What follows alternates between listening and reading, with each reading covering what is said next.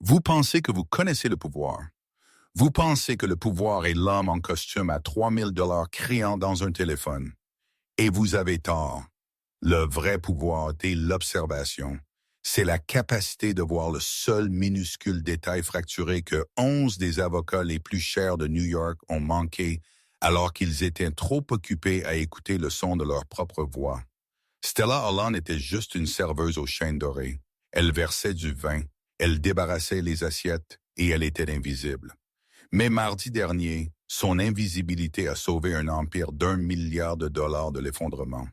Et ce que le PDG a fait ensuite a enseigné à tout le monde dans cette pièce que la personne la plus intelligente est rarement la plus bruyante.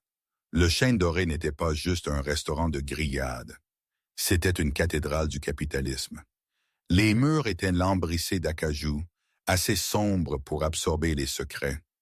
Et l'air sentait toujours le bœuf vieilli, l'huile de truffe et l'argent ancien.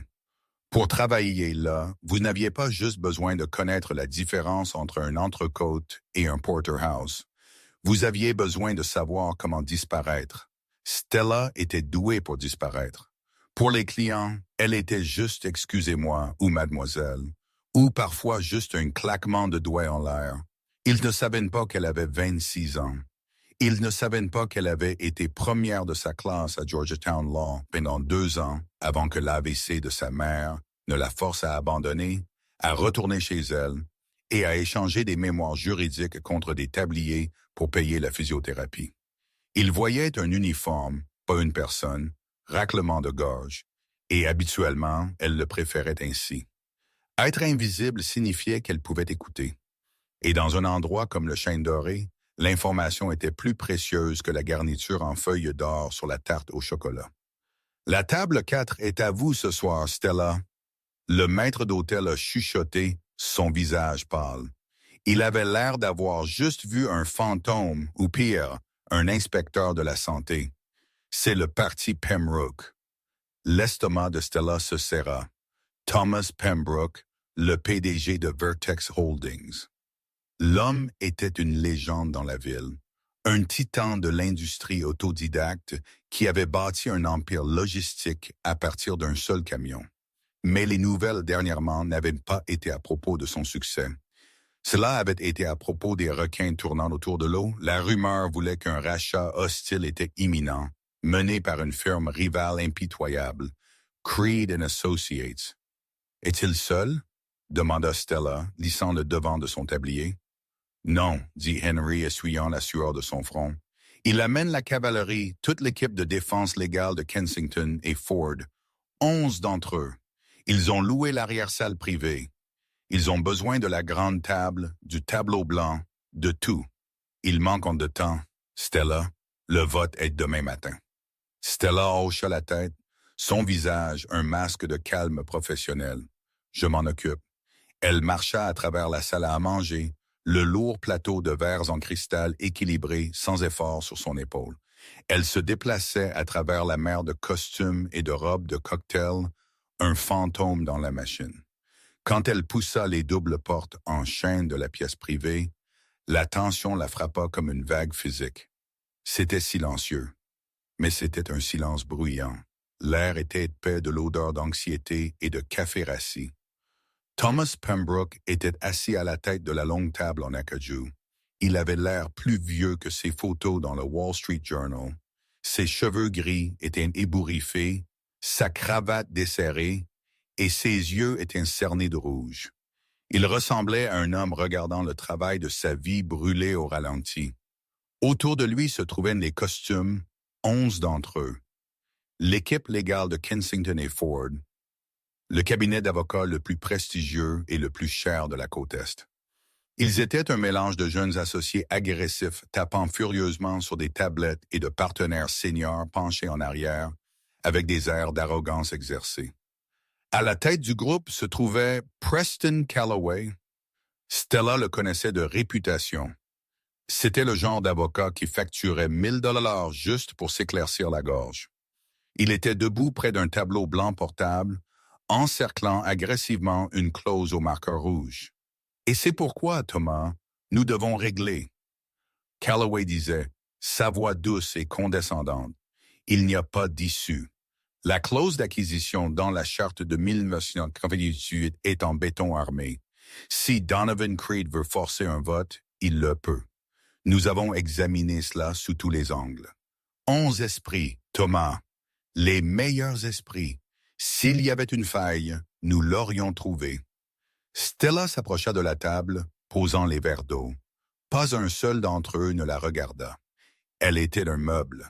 Je n'ai pas construit cette entreprise pour la remettre à un vautour comme Creed. Thomas Pembroke dit, sa voix basse et tremblante de rage contenue. Vertex est mon héritage. Il doit y avoir quelque chose, un précédent, une erreur de dépôt. Calloway soupira, un son de patience exagérée. Thomas, nous avons examiné plus de 40 000 pages de documents au cours des dernières 72 heures. Nous avons vérifié les statuts d'État, les réglementations fédérales et les lois commerciales internationales. Creed vous a acculé. La disposition de blocage dans vos statuts stipule que si le Conseil est divisé, ce qui est le cas, l'actionnaire majoritaire a le droit de demander un rachat externe. Creed a acheté cette participation majoritaire il y a 3 jours. C'est fini. Signez l'accord, prenez votre parachute doré et prenez votre retraite. Stella versa de l'eau dans le verre de Calloway. Il ne bougea pas son bras, la forçant à se contorsionner maladroitement pour éviter de renverser. Il continua de fixer Thomas, un regard de pitié mêlé de dédain sur son visage. « Alors c'est tout, Thomas chuchota. J'abandonne juste. »« Ce n'est pas abandonner, Thomas, » dit Calloway, vérifiant sa Rolex, une Daytona en platine qui coûtait plus que la maison de Stella. « C'est une capitulation stratégique. Nous avons fait le travail. Il n'y a rien d'autre à faire. » Ils avaient tort. Stella ne le savait pas encore, mais ils avaient tort. Le service du dîner était un flou de mignons filtres, de Cabernet Lourdes et du bourdonnement de la défaite. Alors que la nuit avançait, la table devint un désordre chaotique de mémoire juridique, de steaks à moitié mangés et de bouteilles de vin vides. Stella continuait d'entrer et de sortir, de remplir les verres, de débarrasser les assiettes. Et chaque fois qu'elle entrait, elle écoutait. Sa formation à Georgetown n'avait pas juste été à propos de mémoriser des lois. Cela avait été à propos de la logique. C'était à propos de repérer l'incohérence dans un récit. Et en ce moment, le récit que Preston Calloway filait semblait incomplet. La question centrale était quelque chose appelé la Charte fondatrice de 1985. Calloway avait le document projeté sur un écran au fond de la pièce. C'était un scan numérique d'un vieux document écrit à la machine à écrire. Ceci ici, Calloway a pointé un paragraphe à la page 14. Raclement de gorge, article 9, section C. En cas de blocage des actionnaires, l'intérêt de contrôle peut invoquer une vente forcée à une entité externe pourvu que ladite entité soit solvable et opère dans le même secteur. Creed remplit tous les critères. Il a l'intérêt de contrôle à partir de mardi. Son entreprise est solvable. Il est dans la logistique. C'est un échec et mat. Un des jeunes associés, un jeune homme nommé Timothy avec des yeux nerveux, a pris la parole. « Monsieur Calloway, qu'en est-il de la clause de bonne foi dans la section D? » Calloway a agité la main de manière dismissive. « Non pertinent. La bonne foi est subjective.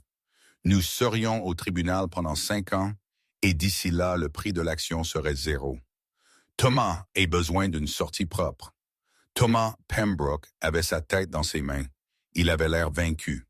Le combat s'était vidé de lui. Stella débarrassait les assiettes d'accompagnement quand elle jeta un coup d'œil à la table. Des piles de papier étaient éparpillées partout. Une pile en particulier attira son regard. C'était une copie physique des documents d'incorporation originaux, pas le scan numérique sur l'écran, mais les photocopies réelles de papier jaunissant qui avaient été retirées des archives de l'entreprise. Les avocats regardaient tous leurs iPads et l'écran du projecteur. Ils regardaient la version numérisée. Stella fit une pause tenant une pile d'assiettes sales. Ses yeux parcoururent le papier physique posé près du coude de Thomas. C'était la même page qu'ils discutaient, la page 14. Mais quelque chose était différent. Elle cligna des yeux, regardant de plus près. La police sur le papier physique était un ancien caractère de type courrier. C'était dense et bloc.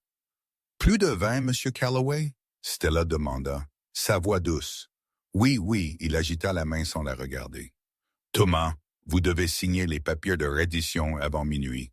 C'est dans. » Il vérifia sa montre. 45 minutes. Stella versa le vin, ses yeux se posant de nouveau sur le papier.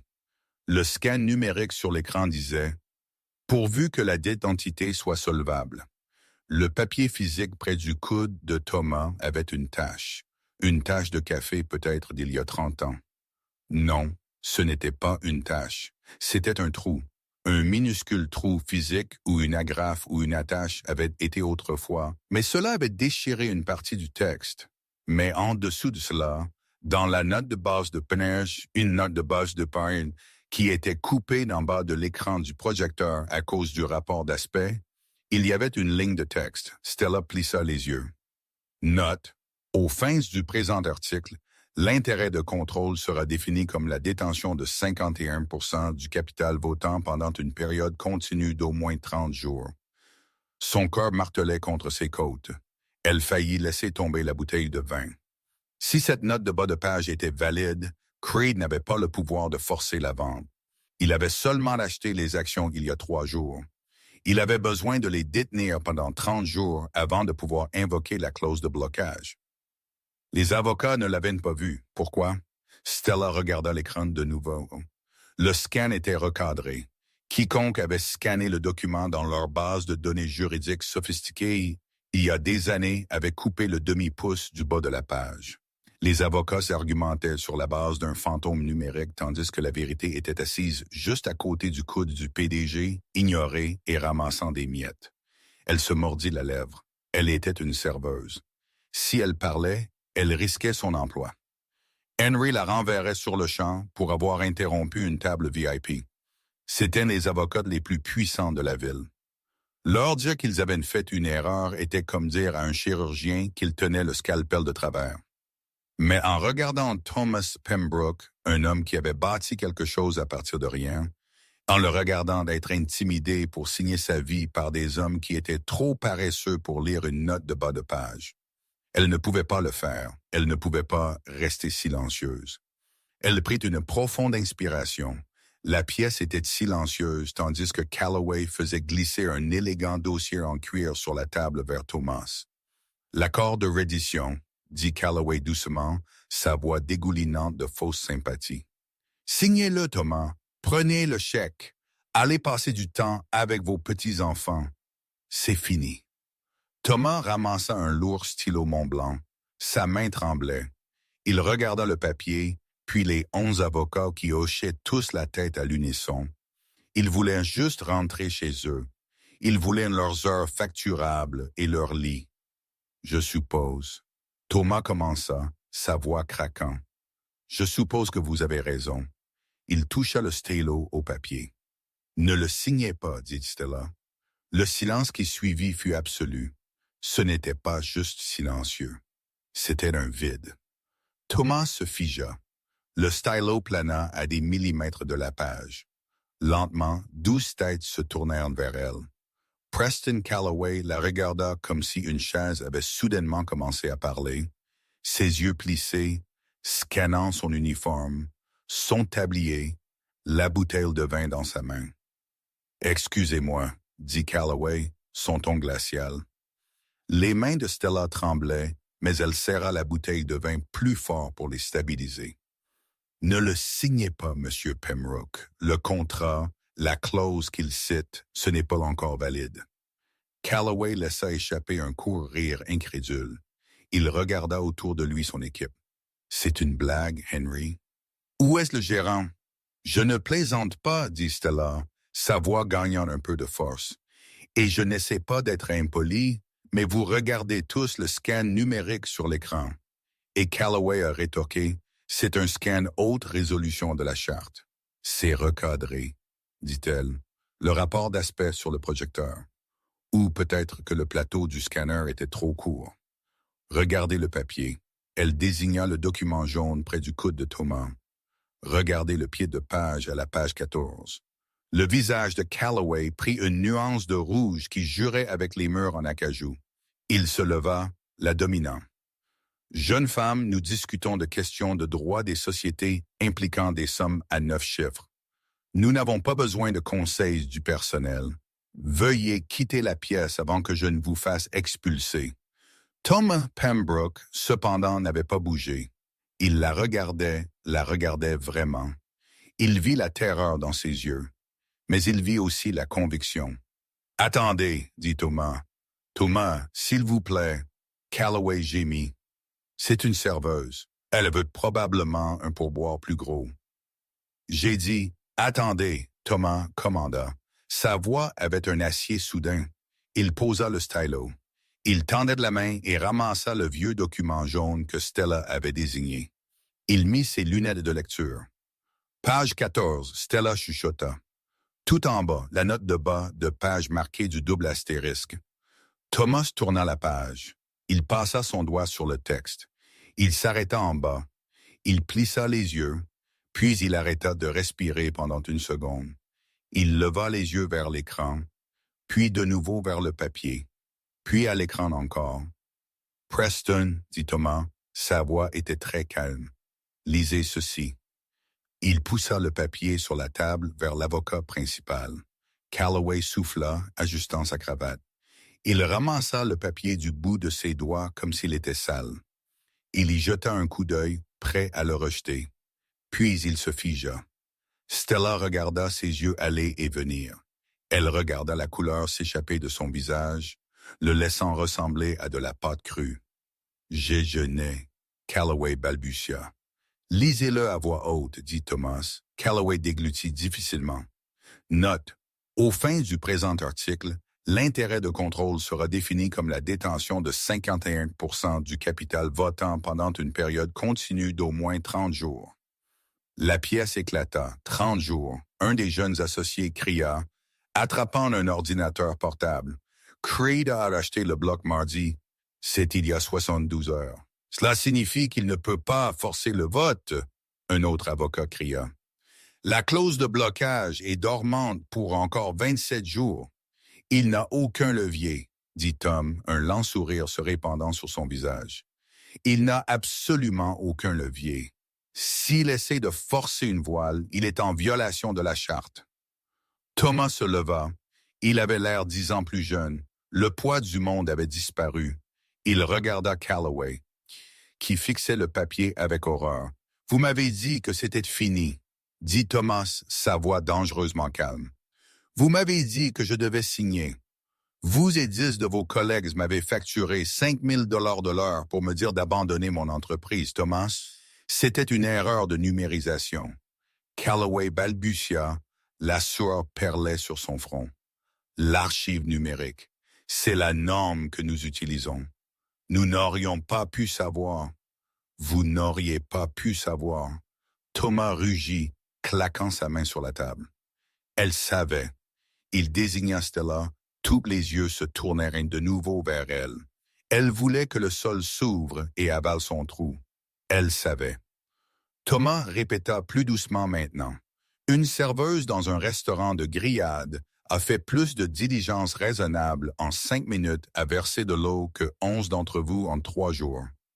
Thomas se tourna vers elle. « Quel est votre nom? »« Stella. » Elle chuchota. « Stella Holland. »« Stella Holland, » dit Thomas, testant le nom. « Stella, vous venez de me sauver 4 milliards de dollars. » Calloway n'était pas prêt à concéder. Son ego était trop grand et il était acculé. Il la nargua. « Elle a eu de la chance, Thomas. C'est un coup de chance. Elle l'a probablement juste lu par-dessus votre épaule par accident. Cela ne change pas le fait que Creed vient pour vous. Même si nous retardons cela de 27 jours, il attendra juste. Il possède toujours les actions. Cela change la chronologie, mais cela ne change pas la guerre. » Calloway regarda Stella avec un pur venin. « Vous lui avez peut-être acheté 1 mois, chérie, mais vous n'avez pas gagné l'affaire. Vous êtes juste une distraction. » Stella sentit une étincelle de colère. Puis cela remplaça la peur. Elle savait autre chose, quelque chose qu'elle les avait entendus discuter plus tôt à propos du financement de Creed.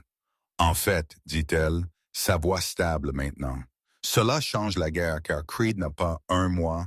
Callaway leva les yeux au ciel. Et maintenant, elle est analyste financière, s'il vous plaît. Je vous ai entendu parler du financement de Creed plus tôt, dit Stella s'approchant de la table. Vous avez dit qu'il est endetté via le Vanguard Trust, n'est-ce pas? Et alors? Callaway a rétorqué. Mon père travaillait dans le prêt commercial avant qu'il ne tombe malade. Elle mentit. Elle ne pouvait pas leur dire qu'elle avait appris cela lors d'un séminaire sur les fusions et acquisitions à Georgetown. Vanguard Trust crée des prêts relais à court terme.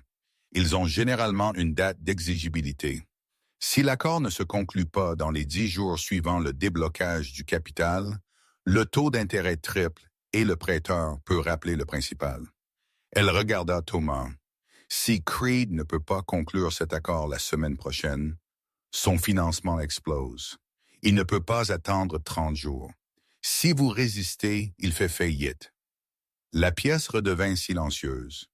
Le jeune associé, Timothy, tapait furieusement. Elle a raison, il chuchota, levant les yeux avec de grands yeux. Condition de prêt relais standard de Vanguard. Si Creed n'acquiert pas l'actif dans les 14 jours, le prêt fait défaut. Il mise tout sur une victoire rapide. Il ne peut pas survivre à un siège. Thomas Pembroke regarda Stella, puis Callaway. « Sortez !» dit Thomas aux avocats. « Thomas, nous devons formaliser la stratégie. » Callaway commença. « J'ai dit, sortez !» Thomas cria. « Vous tous, vous êtes virés. Chacun d'entre vous, prenez vos dossiers, prenez vos tablettes et foutez le camp de ma vue avant que je ne poursuive votre cabinet pour faute professionnelle. » C'était le chaos. Les 11 avocats se précipitèrent pour faire leur sac, marmonnant et lançant des regards noirs. Callaway lança à Stella un dernier regard de pure haine avant de s'enfuir par la porte. Quand les lourdes portes se refermèrent, il n'y avait que Stella et Thomas Pembroke dans la grande pièce tranquille. Il s'enfonça dans sa chaise et expira un long souffle. Il la regarda vraiment. « Vous n'êtes pas juste une serveuse, n'est-ce pas, Stella? »« Je le suis ce soir, monsieur, dit-elle. »« Asseyez-vous, dit-il, désignant la chaise où Preston Callaway venait de s'asseoir. « Je ne peux pas, monsieur. J'ai d'autres tables. J'achèterai le restaurant si je dois, dit Thomas. Asseyez-vous. » Stella s'assit. La chaise était encore chaude du coûteux costume en laine de Preston Callaway. Cela semblait faux, comme si elle empiétait sur un terrain sacré, mais Thomas Pembroke la regardait avec une intensité qui rendait impossible de refuser. « Henry !» Thomas cria vers la porte. Le maître d'hôtel apparut instantanément, l'air terrifié. « Oui, monsieur Pembroke. Fermez le restaurant, dit Thomas. Envoyez tout le monde chez soi. Verrouillez les portes, mais laissez la machine à café allumée et apportez-nous une cafetière fraîche. Stella et moi travaillons tard. » « Mais monsieur, Henry balbutia, jetant un coup d'œil à son tablier. Stella est actuellement la seule personne en cette ville à qui je fais confiance. » Thomas le coupa. « Allez, pendant les 6 heures suivantes, la salle à manger privée du Chêne Doré se transforma en salle de guerre. Ils n'avaient pas 11 avocats. Ils avaient une serveuse et un PDG désespéré. Ils poussèrent la coûteuse vaisselle de côté et étalèrent les papiers sur toute la table. « Dites-moi la vérité, Stella, » dit Thomas, versant du café noir dans un gobelet en cristal. « Vous n'avez pas juste appris ces connaissances en financement dans un livre de bibliothèque. Qui êtes-vous? » Elle prit une inspiration. « J'étais en 2e année de droit à Georgetown Law, » elle admit, fixant le café. « J'étais éditrice de la revue de droit. J'avais un stage aligné à la Cour suprême. » Thomas haussa un sourcil. Qu'est-il arrivé? La vie. Dit-elle à chemin. Ma mère a eu un AVC, un grave. Elle avait besoin de soins 24 heures sur 24 et notre assurance a atteint son plafond. Après 3 semaines, je ne pouvais pas étudier les torts et changer les sondes d'alimentation en même temps. J'ai dû faire un choix, je l'ai choisi. Je suis revenu ici, j'ai pris le travail avec les heures les plus flexibles et les pourboires en espèces les plus élevés. C'était il y a 2 ans. Thomas la regarda longuement. Il n'y avait pas de pitié dans ses yeux, seulement du respect. Vous avez sacrifié votre avenir pour votre famille. J'ai fait ce que je devais faire, dit-elle, juste comme vous le faites pour votre entreprise. Bien, dit Thomas, se reconcentrant sur les documents. Donc, nous savons que Creed ne peut pas forcer le vote pendant 27 jours. Nous savons que son prêt explose en 14. Mais Preston avait raison sur une chose. Creed est un requin. S'il sait qu'il est piégé, il n'attendra pas juste. Il essaiera de brûler la maison. Il poursuivra, dit Stella, son esprit se remettant en mode légal. Cela faisait du bien. Cela ressemblait à un muscle qu'elle n'avait pas utilisé depuis des années, qui se mettait soudainement à fonctionner de nouveau. Il déposera une injonction d'urgence affirmant que vous gérez mal l'entreprise pour faire chuter le prix de l'action. Il essaiera d'obtenir qu'un juge vous prive de vos droits de vote avant que les 30 jours ne soient écoulés. Peut-il faire ça? Thomas demanda. S'il a un avocat assez bon, dit-elle, et puisque vous venez de licencier les vôtres, je vous ai, dit Thomas. Stella rit d'un son sec et nerveux. Monsieur Pembroke, je suis une serveuse. Je ne peux pas vous représenter au tribunal. Je ne suis pas habilité. Si je me tiens devant un juge, ils nous riront hors de la pièce. Nous n'avons pas besoin d'aller au tribunal, dit Thomas, une lueur dans le raclement de gorge son œil. Nous avons juste besoin de survivre jusqu'à la réunion du conseil vendredi. Si nous pouvons prouver au conseil d'administration que l'offre de Creed est financièrement instable avant qu'il ne poursuive, le conseil peut rejeter l'acquisition formellement. Alors son financement s'effondre. Nous avons besoin de saleté, dit-elle. Nous devons prouver que son argent est sale, ou au moins instable. Comment faisons-nous cela? Stella regarda la pile de papier que Calloway avait laissée. Calloway et son équipe ont fait la diligence raisonnable sur votre entreprise. Mais l'ont-ils fait sur Creed's? Elle commença à fouiller dans les dossiers. Enfoui au fond d'un dossier d'analyse de marché se trouvait une liste de filiales de Creed. Regardez ceci. Elle désigna une petite société écran listée aux îles Caïmans. Argos Logistics. Jamais entendu parler, dit Thomas. C'est une entité de transit, elle expliqua, son cerveau en pleine course. Creed l'utilise pour gonfler ses actifs afin de se qualifier pour le prêt Vanguard.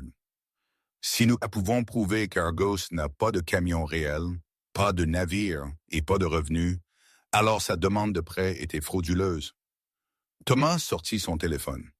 J'ai un contact au Cayman, un détective privé que j'ai utilisé il y a des années. Appelez-le, dit Stella. Réveillez-le. Alors que le soleil commençait à se lever sur la skyline de la ville, projetant une lumière gris pâle à travers les lourds rideaux de velours, ils avaient un plan. C'était risqué, c'était dangereux, et cela reposait entièrement sur une serveuse, déjouant un milliardaire. Mais ils avaient oublié une chose. Preston Calloway était un homme avec un ego meurtri, et un homme comme ça ne rentre pas juste chez lui. Il cherche vengeance. Pendant que Thomas et Stella construisaient leur défense, Preston Calloway était occupé à vendre son âme. À 8h du matin, dans un raclement de gorge bureau au mur de verre 40 étages au-dessus d'eux, Calloway était assis en face de Donovan Creed. Creed était un homme plus jeune, au trait vif avec des yeux de silex. Il n'avait pas l'air d'un homme d'affaires. Il avait l'air d'un prédateur qui portait un costume par hasard. « Vous me dites, » Creed dit sa voix dangereusement basse, « que je ne peux pas déclencher le vote, que j'ai dépensé 300 millions de dollars en actions, que je ne peux pas utiliser. » C'est une technicité, dit Calloway rapidement, transpirant. Une note de bosse de page dans une charte vieille de 30 ans. Pembroke a eu de la chance. Mais il est vulnérable. Il a viré tout mon cabinet. Il n'a pas de conseil. Qui a trouvé la faille? Creed demanda. Calloway hésita. Un rien. Un membre du personnel du restaurant. Creed le fixa. Un serveur a déjoué le grand Preston Calloway. C'est une fraude. Calloway a rétorqué. Je l'ai recherché ce matin. Stella Holland. C'est une abandonneuse de faculté de droit. Dette jusqu'aux yeux.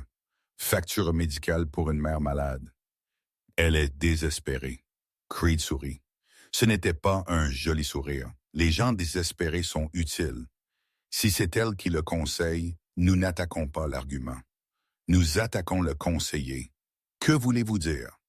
Je veux dire, Creed dit, se levant et marchant vers la fenêtre, que pratiquer le droit sans licence est un crime. Donner raclement de gorge des conseils juridiques sur une fusion d'entreprises quand vous n'êtes pas un avocat inscrit. Cela l'expose à la responsabilité et cela expose Pembroke à la négligence. Creed se tourna vers Calloway. Nous allons faire irruption à la réunion du conseil vendredi. Je veux que vous soyez là et je veux que vous la détruisiez. Si nous pouvons prouver que Pembroke prend conseil d'une serveuse non qualifiée et endettée, le conseil le destituera pour incompétence. Ils me remettront l'entreprise juste pour arrêter l'embarras. Je peux faire ça, dit Calloway, un sourire cruel se répandant sur son visage. J'apprécierais cela. Bien, dit Creed, et creusez plus profondément sur elle. Trouvez tout. Si elle a une contravention, je veux savoir. Nous allons l'humilier si mal qu'elle ne pourra pas obtenir un emploi dans un drive-in, et encore moins dans un restaurant de grillade. De retour au Chêne Doré, Stella n'avait aucune idée de la tempête qui arrivait. Elle fonctionnait à la caféine et à l'adrénaline. Thomas l'avait renvoyée chez elle pour se doucher et se changer, lui disant de le rencontrer au QG de Vertex à midi. Quand elle entra dans le hall de Vertex Holdings, elle se sentit petite. Le bâtiment était un monolithe de verre et d'acier. Des gardes de sécurité l'arrêtèrent. « Je suis ici pour voir M. Pembroke, » dit-elle, se sentant ridicule dans son blazer de friperie. « Non, » le garde demanda. « Ennuyé. » Stella Holland. Les yeux du garde s'écarquillèrent. Il regarda son écran, puis de nouveau elle. « Monsieur Pembroke vous attend au dernier étage. Ascenseur exécutif. » Alors qu'elle montait, son téléphone bourdonna. C'était un texte d'un numéro inconnu. « Retournez à servir des tables, Stella. Ceci est un jeu pour adultes. Si vous entrez dans cette salle de conférence, nous vous ruinerons. » Son sang se glaça. Il savait qui elle était. Elle sortit de l'ascenseur et entra dans le bureau de Thomas. Il avait l'air fatigué mais déterminé. « Avez-vous eu les infos des Caïmans ?» elle demanda, ignorant le texte. « Mon détective privé est dessus, » dit Thomas. « Mais il a besoin de temps. » Raclement de gorge. « Il ne peut pas obtenir les photos physiques de l'entrepôt Argos avant demain matin. La réunion est à 9h du matin. » Raclement de gorge. « Ça va être serré, dit-elle. »« Stella, » dit Thomas, regardant le téléphone dans sa main. « Vous avez l'air pâle. » « Qu'est-ce qui ne va pas? » Elle lui montra le texte. Thomas le lut. Sa mâchoire se serra. « Creed ou Calloway, ils essaient de vous effrayer. » Ça marche, elle admit. « Monsieur Pembroke, si cela tourne mal, je ne peux pas me permettre un procès. Je ne peux pas me permettre de perdre mon emploi. » Ma mère Thomas contourna son bureau et posa une main sur son épaule. « Stella, Agussam. »« Oh, Stella? » Vous êtes la personne la plus intelligente que j'ai rencontrée en 20 ans. Ils vous menacent parce qu'ils ont peur de vous. Vous avez vu ce qu'ils ne pouvaient pas voir. Vous avez un don. Ne les laissez pas l'éteindre. Il lui tendit un badge. Il disait « Stella Holland, conseillère stratégique spéciale, titre officiel. » Il dit « Vous êtes une employée de Vertex maintenant. Vous ne pratiquez pas le droit sans licence. Vous êtes une consultante interne. Laissez-les essayer de vous poursuivre. » Stella regarda le badge. Pour la première fois en 2 ans, elle ne se sentait pas comme une servante. Elle se sentait comme une joueuse. « D'accord, dit-elle, l'accrochant. Allons les abattre. » Vendredi matin arriva avec la lourdeur d'une procession funéraire. La salle de conférence exécutive de Vertex Holdings était moins une pièce qu'une forteresse de solitude suspendue dans le ciel.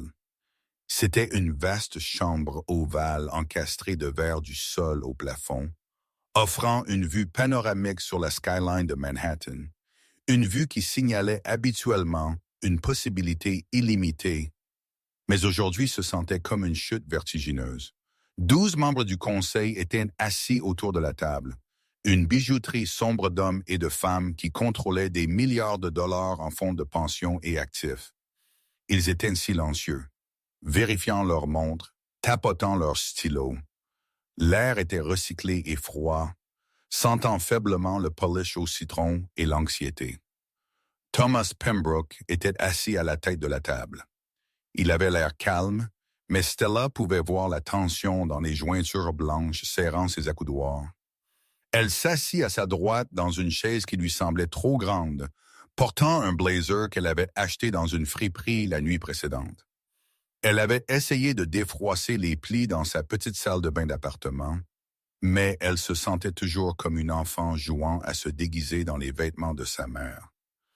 Chaque fois qu'un membre du conseil la regardait, elle sentait la chaleur de leur jugement. Ils ne savaient pas encore qui elle était, mais ils savaient qu'elle n'appartenait pas.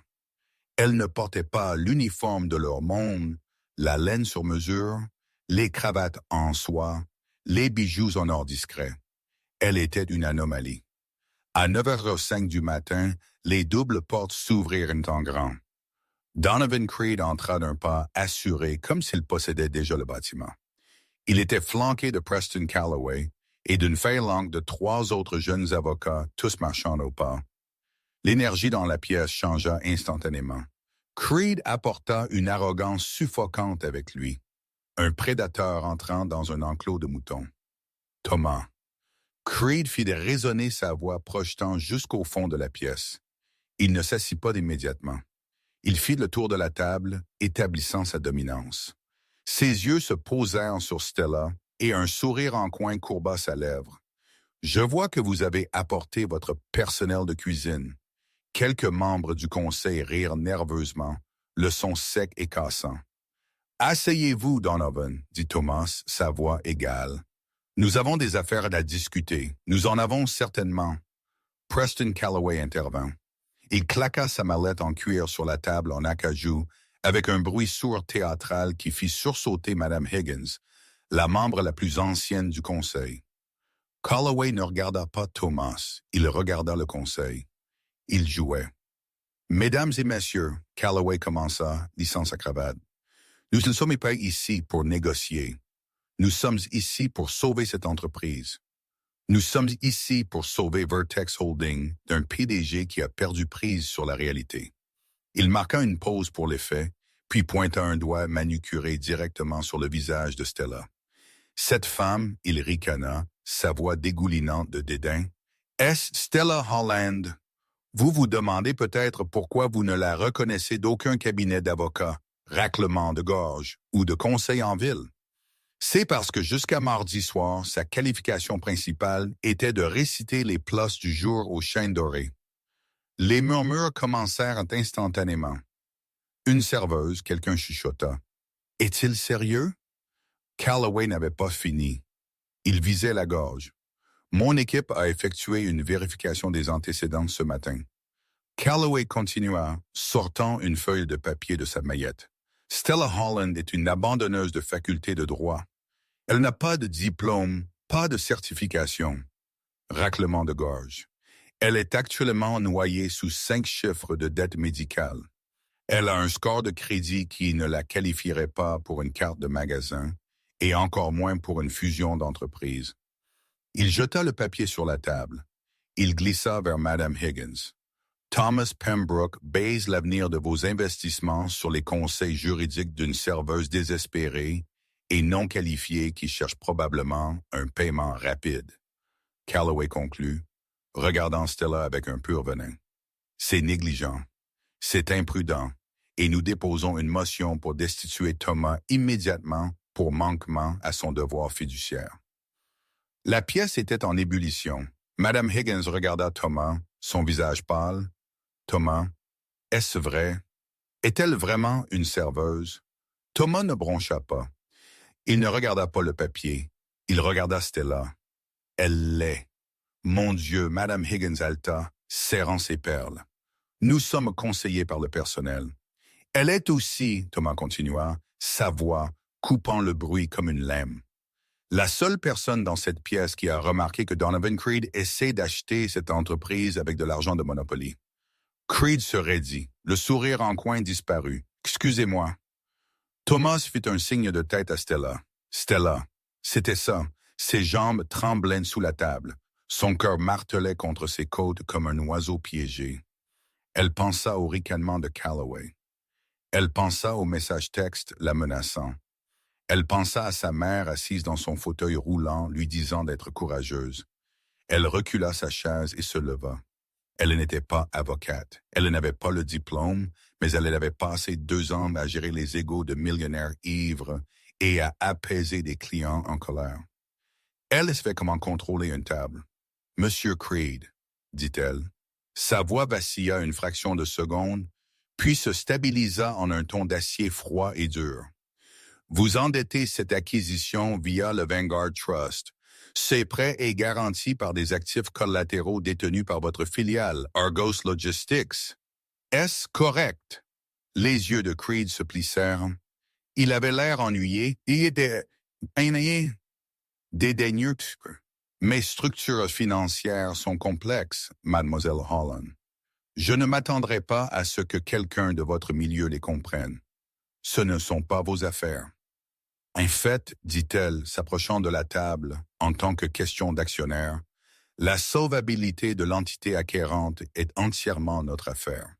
Car si Argos Logistics est une société écran sans valeur, alors votre demande de prêt à Vanguard était frauduleuse. Calloway rit d'un fort en aboyant. C'est absurde. Ce sont les accusations folles d'une amatrice. Argos Logistics est un centre d'expédition entièrement opérationnel dans les Grands Caïmans. Il traite des millions en fret annuellement. « L'est-il? » Stella demanda doucement. « Nous avons les dépôts, » Calloway cria, son visage devenant rouge. « Nous avons les documents. »« Les documents peuvent être forgés, Monsieur Calloway, » dit-elle. « La réalité physique est plus difficile à simuler. » Elle regarda Thomas. Il hocha la tête, il tendit la main et pressa un bouton sur la console devant lui. L'écran de 60 pouces derrière eux, qui avait affiché le logo Vertex, s'anima. Ce n'était pas une feuille de calcul. Ce n'était pas un graphique.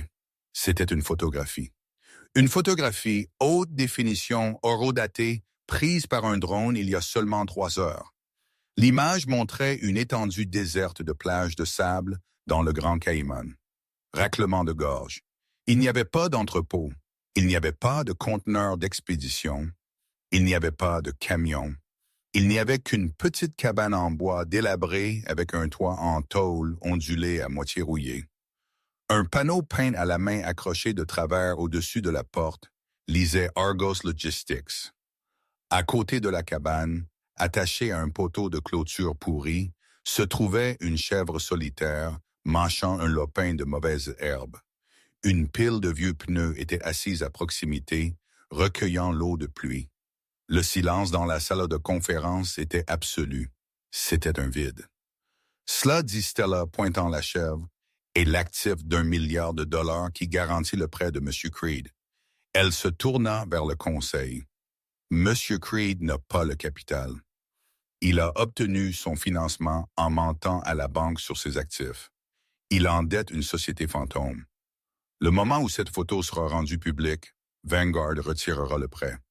Il ne peut pas acheter Vertex. En fait, d'ici la fin de la journée de trading, il aura de la chance s'il n'est pas menotté.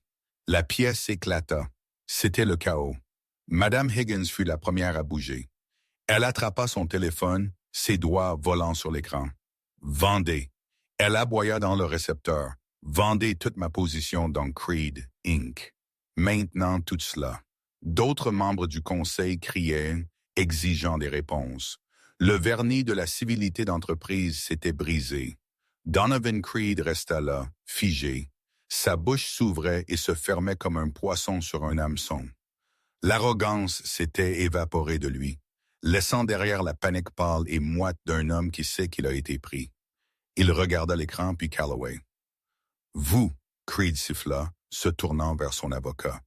Vous avez dit qu'elle n'était personne. Vous avez dit qu'elle était une distraction. Je ne savais pas. Calloway balbutia, reculant. Il regarda la photo de la cabane puis Stella. Ses yeux étaient écarquillés de choc. Il avait l'air sur le point de vomir sur ses chaussures coûteuses. Thomas, sûrement nous pouvons discuter. Sortez, dit Thomas. Il ne cria pas. Il n'avait pas à le faire. L'autorité dans sa voix était absolue. Thomas, s'il vous plaît. Holloway supplia, la sueur perlait sur son front. Si nous partons maintenant, l'optique, j'ai dit, sortez.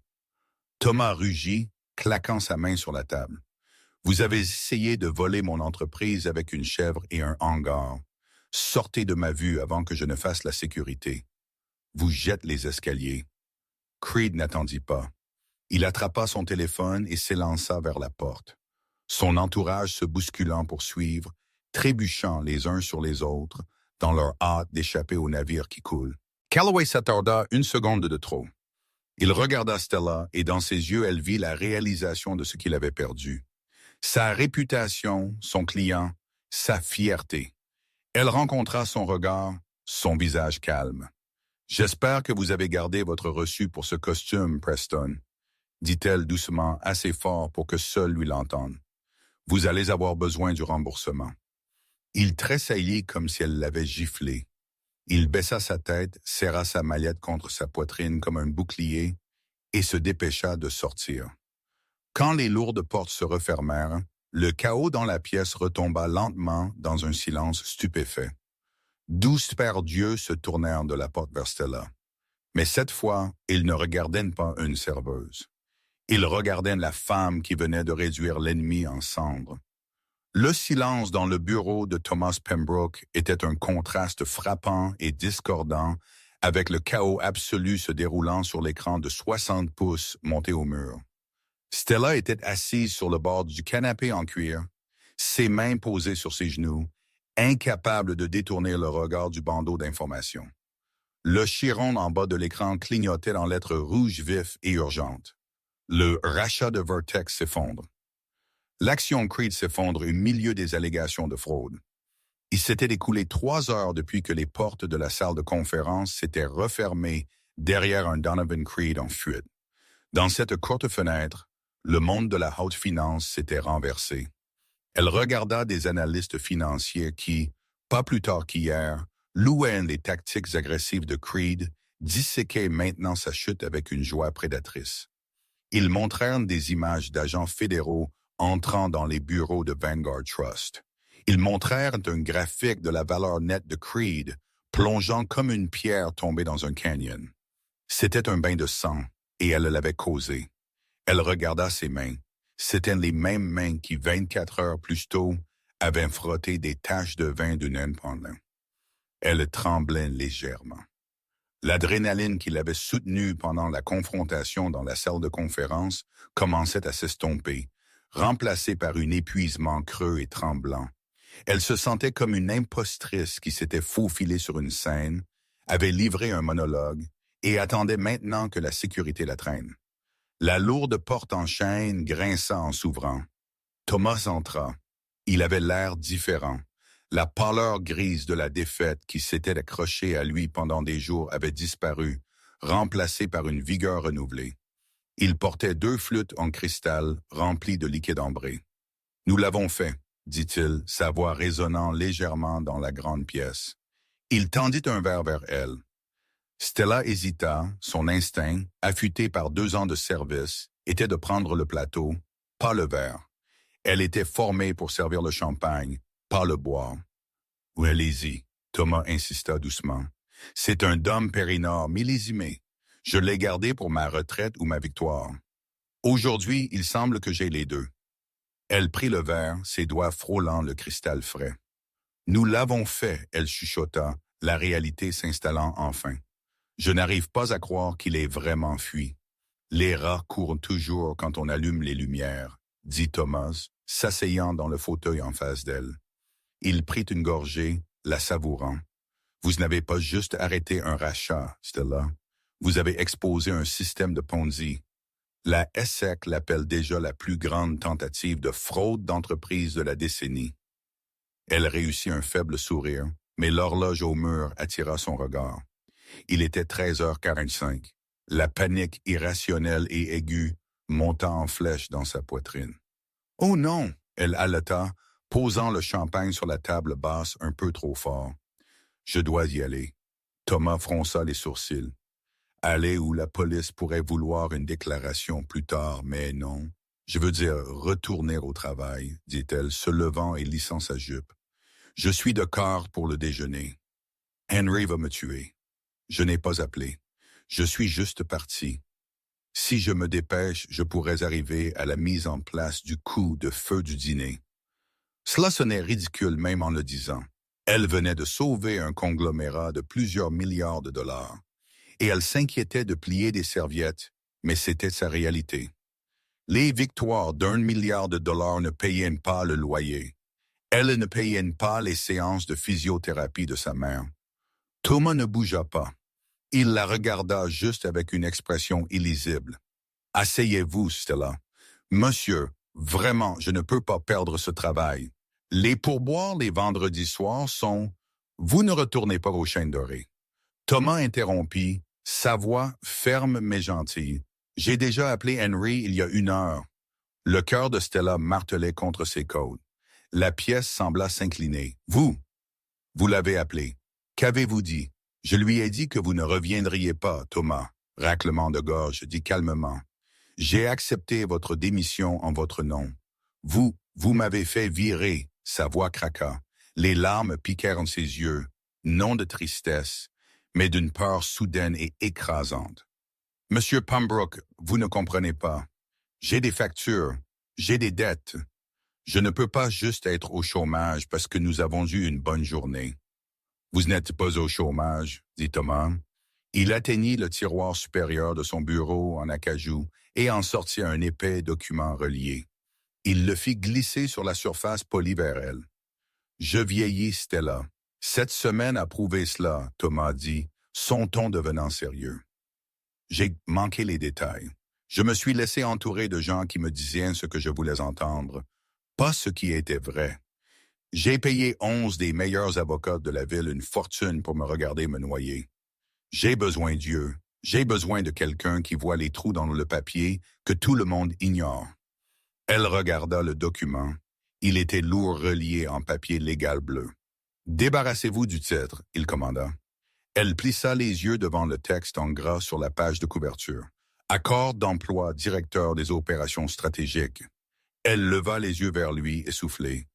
Je ne sais pas quoi dire. Regardez la page 3, dit-il. Le paquet de compensation. Ses mains tremblèrent alors qu'elle tournait les pages. Quand ses yeux se posèrent sur le chiffre, le souffle quitta ses poumons en un souffle. C'était un nombre qu'elle n'avait jamais imaginé voir sur un chèque avec son nom dessus. Ce n'était pas juste un salaire. C'était une bouée de sauvetage. C'était assez pour payer la dette médicale en 3 mois. C'était assez pour engager une infirmière à temps plein pour sa mère. C'était assez pour arrêter de retenir son souffle chaque fois que le facteur apportait une facture. « Monsieur Pembroke, » elle balbutia, le regardant à travers une vision floue. « Je ne peux pas accepter cela. Je n'ai pas fini la faculté de droit. Je n'ai pas de diplôme. Je suis une serveuse. Le conseil n'approuvera jamais un cadre supérieur sans pedigree. » Thomas se pencha en avant, ses yeux se fixant sur les siens avec une intensité qui fit taire ses doutes. « Je ne me soucie pas d'un morceau de papier sur un mur, » dit-il férocement. « Un homme avec des diplômes de Harvard et Yale m'ont presque coûté mon héritage. Une femme avec un tablier l'a sauvé. Je n'embauche pas des diplômes, Stella. J'embauche le caractère et j'embauche l'intelligence. Vous avez plus des deux que quiconque dans ce bâtiment. » Elle se rassit, serrant le contrat contre sa poitrine, le papier froissant sous sa prise. « Et il y a encore une chose, » Thomas ajouta, sa voix s'adoucissant. « Oui, je sais pourquoi vous avez quitté Georgetown, dit-il. Et je sais que vous ne vouliez pas. J'ai arrangé pour que l'entreprise parraine votre éducation. Vous finirez votre diplôme de droit la nuit, entièrement payé par Vertex. J'ai parlé au doyen des admissions ce matin. Basé sur une lettre de recommandation très élogieuse concernant votre travail sur la fusion Creed, ils sont prêts à vous réintégrer pour le semestre de printemps. Le barrage finit par céder. Une larme coula sur sa joue, chaude et rapide. Pendant 2 ans, elle s'était dit que cette partie de sa vie était finie. Elle avait enterré l'ambition sous des couches de devoir et de survie.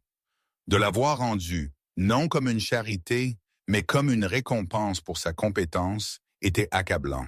« Merci », elle étouffa. « Je ne vous décevrai pas. » Thomas leva son verre de nouveau, un raclement de gorge, petit sourire fier jouant sur ses lèvres. « À la classe invisible, » dit-il doucement.